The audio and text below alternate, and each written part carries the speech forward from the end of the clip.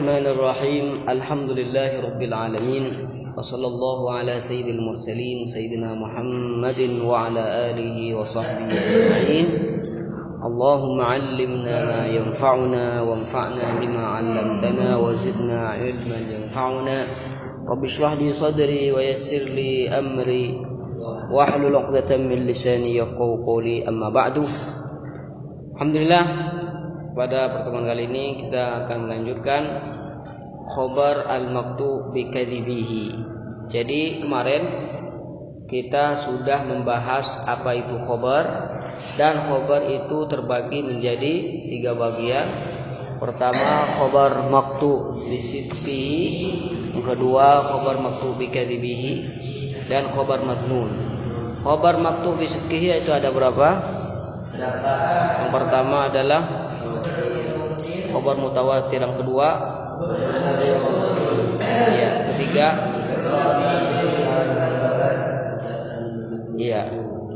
kemudian khobar al-maktu bi kadzibihi itu ada berapa? 4. Yang pertama ulima khilafuhu bi darurah, kedua ulima khilafuhu bi istidlal, ketiga khobar mudda'ir risalah wal nubuwah. Nah, yang keempat nih, ma yukhalifu sunnatal mutawatirata wal ijma'al qat'i. Jadi misalkan ada khobar, tapi khobar itu berbeda dengan sunnah yang mutawatirah, dan juga berbeda dengan ijma' yang qat'i, berarti sudah mutawatir dan sepakati semua para ulama. Maka ketika itu khobar tersebut itu ditolak, maktu'un bi kadzibihi. Kenapa? Karena bertentangan dengan hadis qat'i. Jadi apabila ada khobar yang bertentangan dengan hadis qat'i, mutawatir atau ijma' qat'i, maka khobar tersebut itu murni ditolak. Kemudian salisan, ini pembagian khobar yang ketiga. Jadi khobar maktu bi sidqihi, khobar maktu bi kadzibihi. Salisan khobar al-madhnun. Al-khabarul madhnun sidquhu aw kadhibuhu adalah khobar Allah yang dhanni, tidak sampai pada tingkatan yakin. Kalau qad maktuun bi sidqihi, yakin 100% itu benar. Maktuun bi kadzibihi 100% salah. Tapi kalau khobar madnun, itu ada di antara qat'i, tidak sampai pada tingkatan yakin. Sidquhu au kadzibuhu, atau kita kenal dengan akhbarul ahad. Terus bagaimana hukumnya khobar madnun?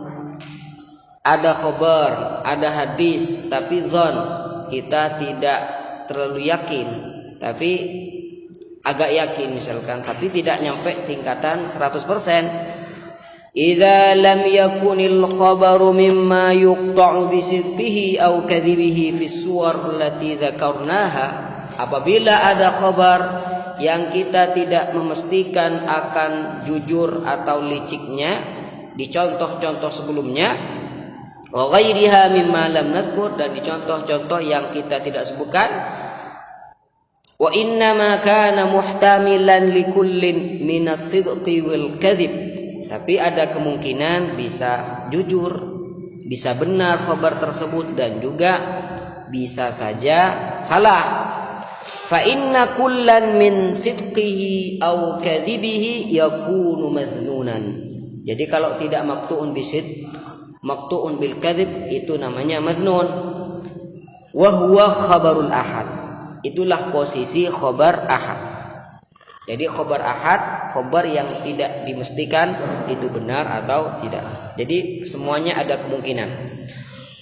Wa huwa, dan definisi dari khobarul ahad, kullu khobarin, semua khobar lam yasil ila lidarajati tawatur, semua khobar yang tidak sampai pada tingkatan mutawatir.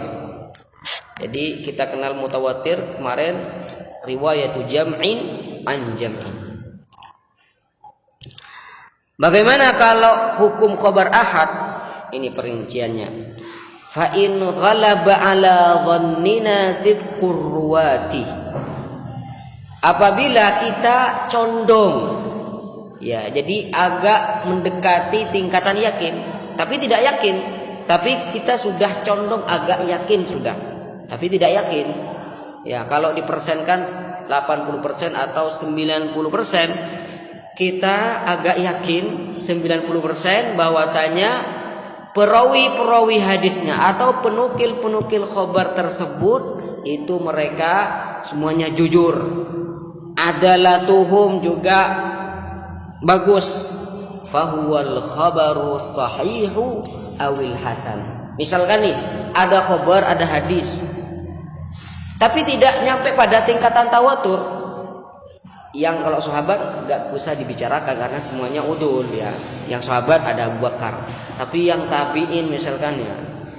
Yang tabi'in pertama adalah Al-Imamul Hasan Al-Basri. Ya, yang terkenal akan kewaliannya dan macam-macam. Hasan Al-Basri, kibarut tabi'in. Meriwayatkan hadis atau saya masyhur Sa'id ibn Musayyab al-hadis dari Abu Hurairah. Imam Syafi'i. Jadi rawi hadisnya ini kesetong dari setiap tabaqatus sahabat, tabaqatut tabi'in, tabaqatut tabi'in ini ketong kepi. Tapi orang ini luar biasa. Jadi perawi-perawi hadisnya, penukil-penukil khabar tersebut nikah orang yang luar biasa, Imam Syafi'i. Jadi di rawi hadisnya ada Imam Syafi'i, di tabaqah yang selanjutnya ada Imam Malik, tabaqah selanjutnya ada Hasan Basri, tabaqah sahabatnya, kalau sahabat mah jangan dibicarakan ya, semuanya udul. Maka bagaimana? Shadaqah ghalaba ala dhannina sidqur ruwat. Jadi kita sudah agak yakin 90% ini jujur semuanya nih. Imam Syafi'i pasti jujur nih, Imam Malik pasti jujur, Hasan Basri pasti jujur. Maka bagaimana? Fahuwal khabar as-sahihu awil hasan. Maka kita bisa menghukumi bahwasanya hadis tersebut hadis sahih awil hasan. Kalian tahu innamal a'malu binniyat ya. Ini akan mutawatir nih. Padahal nih hadis ini hadis apa? Ini mustalah. Hadis apa? Mustalah. Gharib, ma baca gharib. Marawa rawi. Iya. Setong perawi hadis. Aku jadi Sayyidina Umar bin Khattab. Gharibun sahih. Dawuh ulama mustalah hadis. Gharib tapi sahih. Ahad tapi hadisnya hadis sahih. Tapi wa in ghalaba ala dhannina ghairu dzalik fahuwal haditsu dhaif.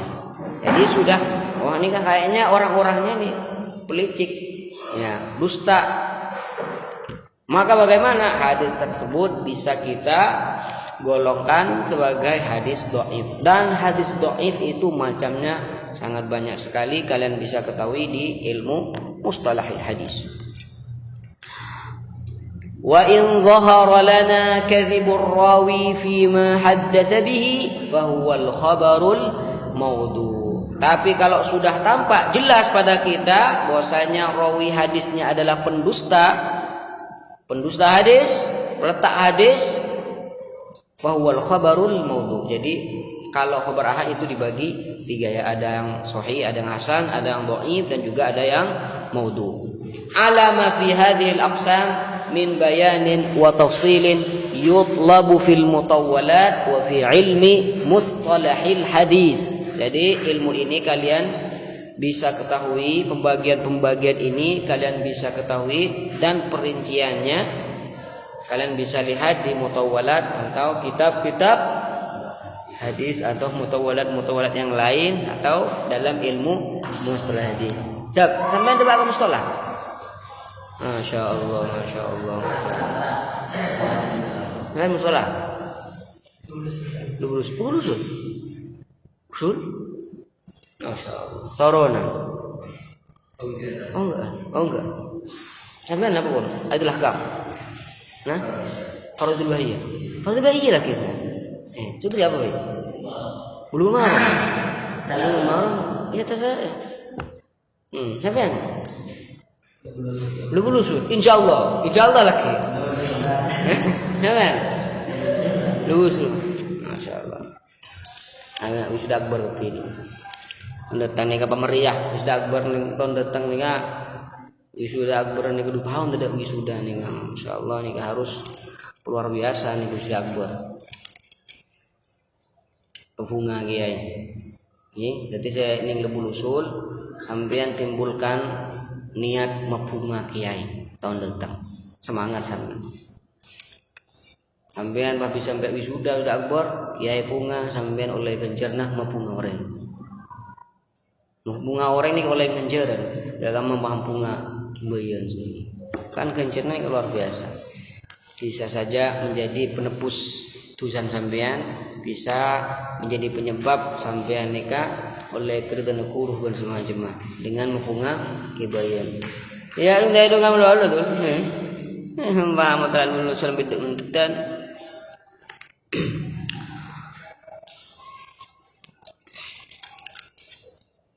fa in sahha khabarul ahad aujabal amala lal ilma.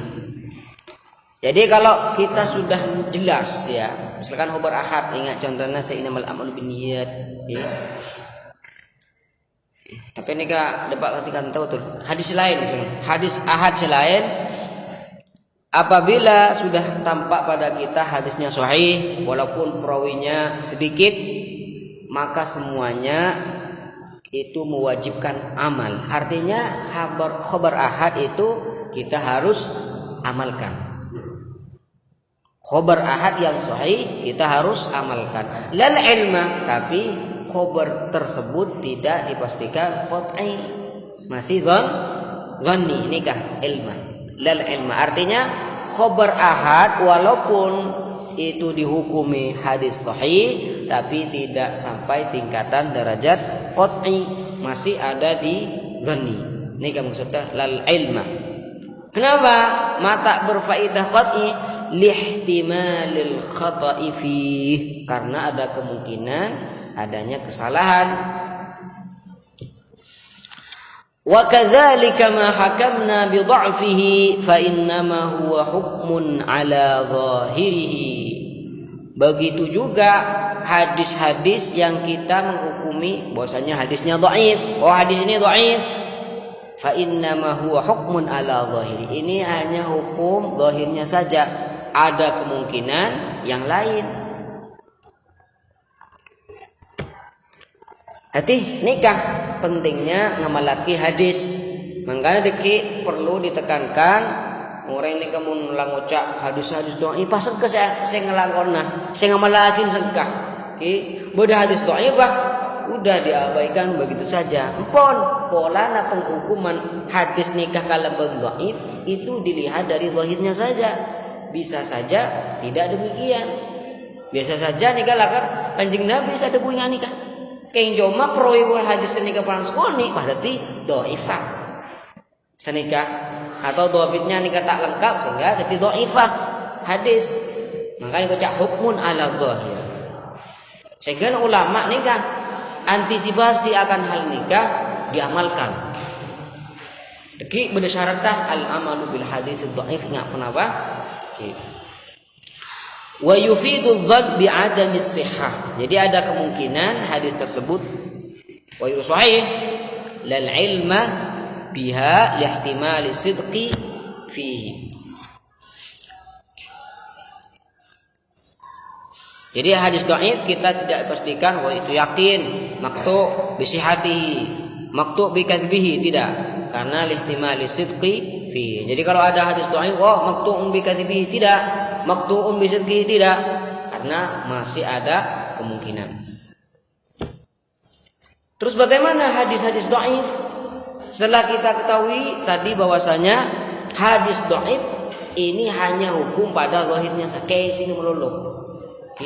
Belum tentu bah dhaif unku, bisa saja nikah dapat tingkatan sahih unku. Mangkan deki beda hadis dhaif tapi mun beda dorongan dari lain bisa saja pindah posisi. Dhaif hasan sahih ini istilah karo. Mangkan cak mustalahil hadis. Istilah Bisa saja nih hitung hadis nih lagi dapat ketingkatan sahih. Dhaif, hasan, sahih ini istilah karo. Bisa saja nih lagi hadis dhaif loh. Hadis dhaif, hadis sahih. Atau nih beda hadis hasan.